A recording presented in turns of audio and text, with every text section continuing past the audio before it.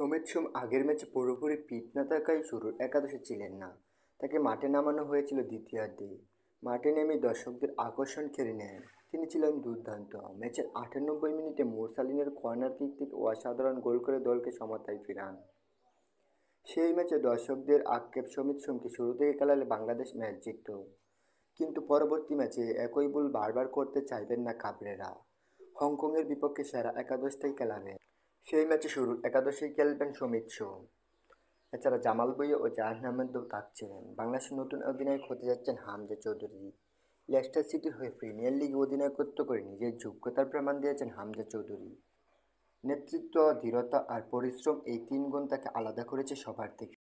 এবার সেই যোগ্যতা, সেই মানসিকতা তিনি নিয়ে আসছেন বাংলাদেশ দলে। প্রথমবারের মতো বাংলাদেশ জাতীয় ফুটবল দলের অধিনায়ক হিসেবে দায়িত্ব নিতে যাচ্ছেন হামজা। তার নেতৃত্বে ভালো করবে বাংলাদেশ।